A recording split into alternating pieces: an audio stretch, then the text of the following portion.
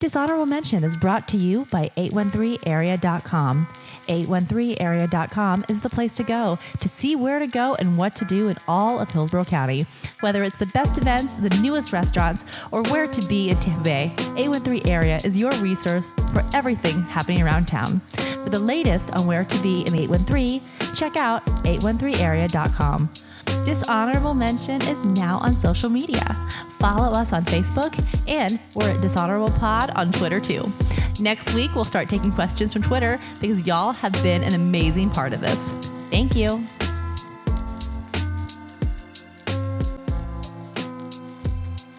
All right. Hey, welcome to another episode of Dishonorable Mention. I'm Ernest, super columnist for the Tampa Bay Times, and as always, I am joined by Representative Chris Latvala, community activist Becca Teeter, and communications expert Dr. Carla Mastracchio. How you guys doing today? Good? Ooh. Wonderful.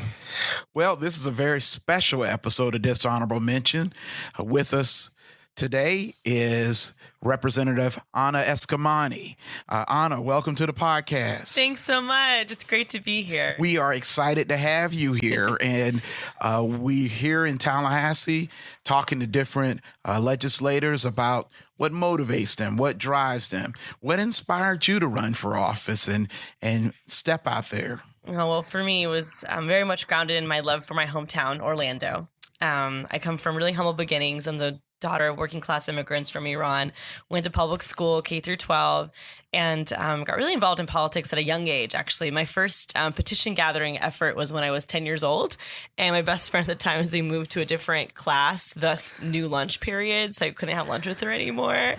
And so all politics are local, and I launched a campaign to keep her there. That's amazing. And I actually did not win that campaign, but I never stopped organizing for things that I cared about, and got really involved in organizing as I was entering college. It was my AP government teacher, Mr. Norris, coupled with the election President Barack Obama, that really inspired me to get more involved. And so I was an activist in college and worked at Planned Parenthood for 6 years.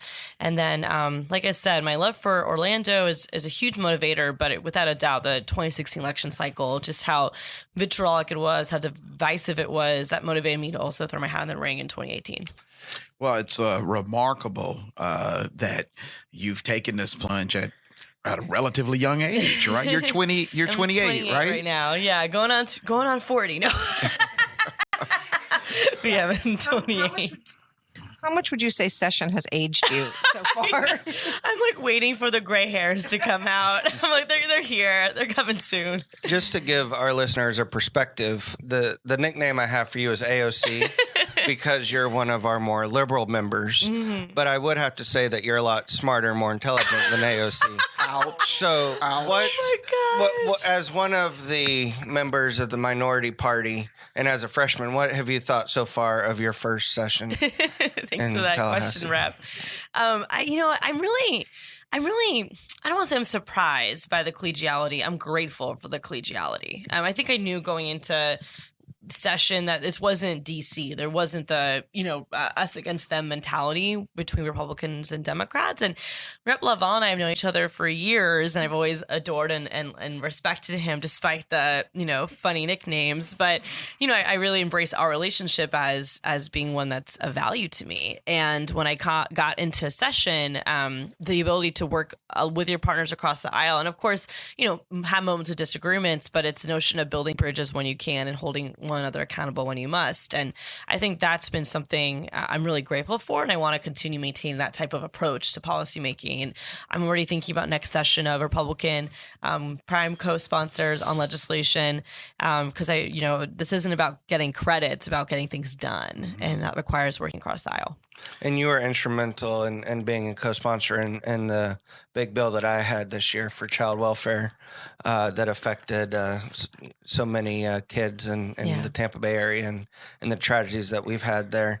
Why don't you tell us a little bit about some of the bills that you sponsored? Oh, would love to. Actually, one of them I'm trying to get Rep. Laval to be a co-sponsor on next session, and that's our 100% renewable bill by 2050. And so, I do believe in climate change. I think science is a good guide for us to handle this crisis. I love how you're like, I believe in climate change. Like it's, because it's become this like mythical thing and that people are like, but it shouldn't, right? Absolutely. Yeah. And like, Republicans agree that resiliency is important, that we have to protect our coastal areas, including the greater Tampa Bay area. So this bill would just bring us to 100% renewable by 2050. We've also filed legislation around harassment in the workplace to prevent it. We filed legislation to eliminate the statute limitation on the rape of minors. We did legislation to define tiny homes, repeal the plastic, single-use plastic ban to give that local control back. So, everything from education issues. We filed legislation that will ensure that any institution that receives public dollars meets building code standards similar to traditional public schools to make sure all of our kids are safe in every type of building that we teach in. So we've tried to file bills that speak to the values of our district. And again, looking at next session, some I will refile, others I won't, because I have a better feel now too of like what could be palpable in this chamber. What can we move forward with Republican support? So I'm excited to come back to next session, really understand the process more, ready to refile bills. And feel free to ask your friends across the aisle for advice on what bills to file and not file. Yeah, so I want you to talk to some of our younger listeners, because we do have some, right under 30 or just under 40, and they're women and they might want to kind of throw their hat in the ring in politics or get involved in some other way. So how do they do that? And I get that question a lot. So it's perfect that you're with us today, because I think you're the perfect spokesperson to be able to tell them, okay, if I want to be engaged, what are my options? Yeah, so many options. My first thought to anyone who wants to get engaged, especially to women, is to be yourself. Be your authentic self. Don't let anyone else, try to write your story for you or put you in a box. Like just own, what defines who you are and present as that. I also do think finding mentors is really important. I'm blessed to have many mentors in my life, some from high school, some from college, some in the legislature, and, having those folks that you can rely on and even just vent to is really important, but also to seek guidance, support from. And then for our youngest folks who are just getting involved, whether they're in high school or college or somewhere in between, to look for internship opportunities. Volunteer on a campaign. I mentioned some of my background in advocacy. My first ever hardcore campaign experience was 2010, where I interned on a congressional race in Central Florida. And those are the experiences that you never forget. And they really do also build the skill set you need to thrive in this environment. And so those are just a few bits of advice. And of course, I'm always here focusing on anything at all. Oh, that's really, how can they contact you? You can send us an email, anna.eskamani@myfloridahouse.gov. We're also on social media, Anna for Florida on Twitter and Instagram and on Facebook. Awesome. So I wanted to ask, you talked about the collegiality and about more women getting involved. With more women getting involved in the process, is it blurring the line between Democrats and Republicans? Is there a sisterhood, even though the person might be in the other party? Yeah, I love that question. So we do have a women's legislative caucus here in the legislature. So and that's stretches between the Senate and the House, and it's chaired by, at this point right now, 2 Republican women co-chairs. But it's a bipartisan space, and we actually selected several bills that we endorsed, as a women's caucus, and I included Democratic bills too. One of which actually passed the House floor. And so, I do think that there is an intentional effort to come together on the bills we can support. I mean, it's unfortunate that there still are some really contentious issues that reflect women's rights, and whether that's abortion access or maybe even efforts to restrict human trafficking that can get partisan based on the approach to it. We try to find common ground on areas where we can't agree. And the girl power around that, I think, has been pretty impactful. And I hope to see more of that too. So what was the emotion when you saw your picture on the cover of Time magazine? That's a really funny story, actually. So we were in the district driving to Rollins College, which is a liberal arts school in District 47. And I was on the phone. At the time, I still worked at Planned Parenthood. So I was balancing, campaign stuff and work stuff and just starting to make it all happen. And I was on the phone for work stuff when a reporter called me from the Orlando Sentinel, and I couldn't pick up because I was on the phone. So I just texted him and I said, "Hey, I'm so sorry. I have to call you back later." And he was like, "Oh, just want to get a quote about you being on the cover of Time." And I looked at this and I read it like 3 times and I was like, LOL, what? and then he was like, what? Question mark. I was like, I don't know what you're talking about. And he just sent me the screenshot and I was still on the phone. So I really couldn't scream, but I was just like shocked in the car, That's really completely shocked. And then once, I got off the phone, called the reporter back and was like, you literally broke the news to me. So it was a pretty special feeling. I mean, again, I come from such humble beginnings. There's nothing that really makes me unique, compared to everyday Floridians. Like that's my story too, right? So I think to run for office as a first-time candidate, to raise more than $500,000 as a first-time candidate, to get that type of mention on the cover of Time magazine, it's pretty meaningful, and it speaks to, the power of coming together for issues that you care about, because it's never about me. I'm just a facilitator. I'm only a hero if I have to be. Yeah, but you're representing a change on the political landscape that has to be exciting. I mean, you're infusing our politics with youth, energy, and a fresh perspective, I would say. Thank you. I mean, I'm the sum of those around me. And that includes folks who aren't here anymore either. I mean, I think most listeners know that I talk about my mom a lot. My mom passed away to cancer when I was 13 years old. So I carry a lot of that trauma, in me every day. And it's what motivates me to fight really hard for working class people, is that I know, the stories that my mom went through as an immigrant, the stories of everyday Floridians that we experience, growing up working class. Those folks need an advocate. They need someone who's asking the tough questions about, what is it like to be poor in Florida, and what policies can actually make that better and improve someone's collective efficacy versus, keep them in that place of cost-sharing disadvantage. How special is it to have a twin sister who's also in the process? Oh my god! And who oftentimes people that don't know y'all confuse you all the time. People call her Rep all the time, and I tell her just to go with it. I'm like, don't even question it. Just rock and roll. See what they tell you. She's like, go with it. Just don't sign anything. That's so true. Don't press any buttons, okay?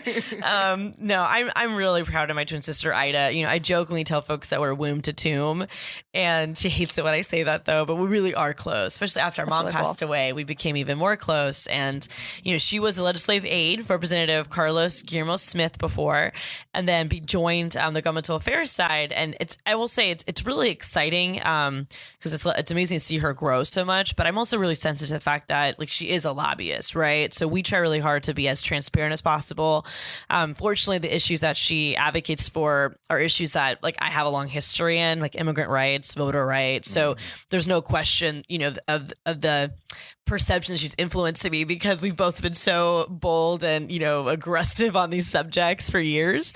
But I'm also really thoughtful to ensuring that we follow all the rules and procedures and that kind of stuff. But she is always hanging around the 11th floor. I mean, it's just fun to, especially she's in my office, I'm on the floor and I come back and I'm like, how long have you been here for? So if she has you over to dinner, it's an issue.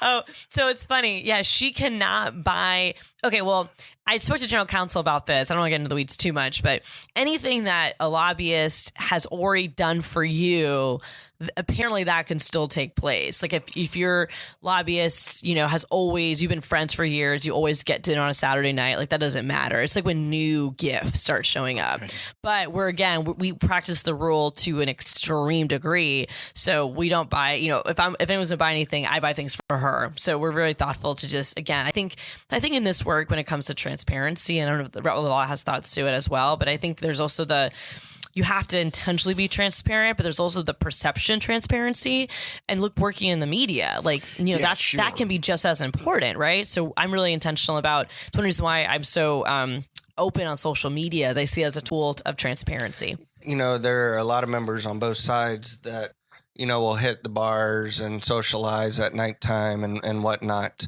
But if you look at Anna's Instagram or Facebook, at 11 o'clock on a, Tuesday night, it's of her sitting in her office reading bills for the next day. And so she, she certainly is probably one of the more harder working members of her caucus. So in closing, what 3 words would you use to describe yourself? Oh, wow. 3 words. All right. Resilient, extra. We're all a little extra. And empathetic. Nice. Very nice. Oh, we should really look up and find out either her 14th birthday song or her Florida woman story. We totally should. We got to keep the tradition. I think Which I got one do you that. think it is? I think I got that right here. Wait, what is this? Hold on a minute. So there was a very popular meme that went around. I guess it was the most popular meme of 2018. And so we do this every so often. Like it says, the song that was number 1 on your 14th birthday defines the course of your life. Funny. So we often will ask folks that or their Florida man story for their birth date. But, for example, both What year Carla. were you 14? I was 14 in 2004. Oh, wow. I suddenly feel really, really old. Oh, wow. Huh. I did not realize you were the product of the 1990s. I started I'm a my 90s baby. I started my PhD program in 2004, so I am going to go and jump off a building. It's cool. Stop. That's so funny. So on a serious Really note, do. on a Yes, don't do serious that, y'all. note too, Anna, you represent Pulse. I do. In your district. How much did that tragedy have an effect on you wanting to pursue running for office, and how much of that is an effect of what you do up here? Yeah, thank you for that question, Rap. It's a big part of who I am. My sister and I, we live 5 minutes away from Pulse nightclub when the tragedy happened. My twin sister Ida worked at Equality Florida at the time. She was the one who started the Pulse GoFundMe campaign that raised $9 million for families and their loved ones. Ida should be here too, honestly. We got to do a show with her back. But I wear my Pulse ribbons every single day alongside my transgender ribbon as a reminder of power and pain. And I'm really honored to present Pulse Nightclub because I think that speaks to a few issues that are core to my values, whether it's LGBTQ plus equality, gun safety legislation, safety and security in general, right? So it's a big part of who I am. And I get folks that thank me all the time for wearing my ribbons. People just that you meet in the street because it's a intentional effort as a not even just as an ally, as an accomplice to demonstrate solidarity. And I think that in today's world where there's so much uncertainty and there's too much violence, I think that can speak a lot for folks. And your district is really important in the state of Florida. So let's talk a little bit about what your favorite parts of your district are. Where you like to go eat, if you had some local businesses that you wanted to support. Shout out. Yeah, if you want to give a little shout out to your district. Small businesses like Walt Disney World that's in your district.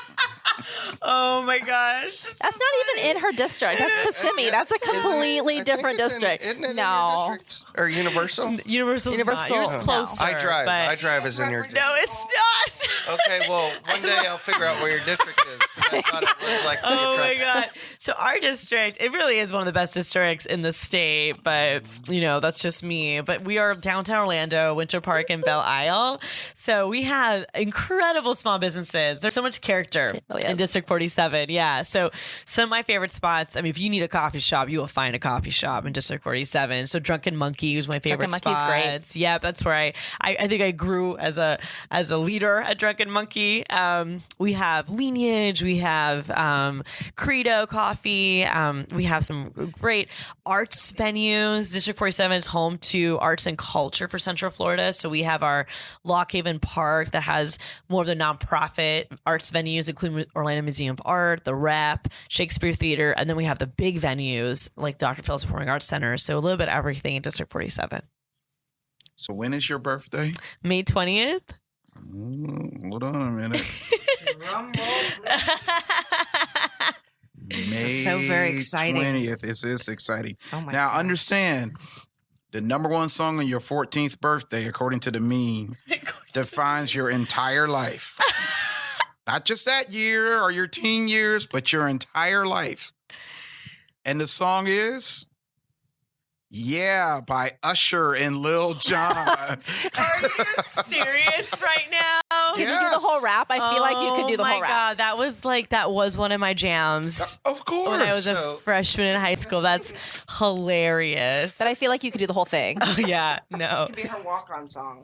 That could be your walk-on song. So the Florida Man story for May 20th comes from May 20th, 2017 from the Palm Beach Post. Florida man with 20 tattoos wearing hot pink bra arrested. Oh, that is my spirit animal.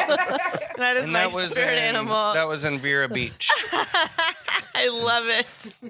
That's amazing.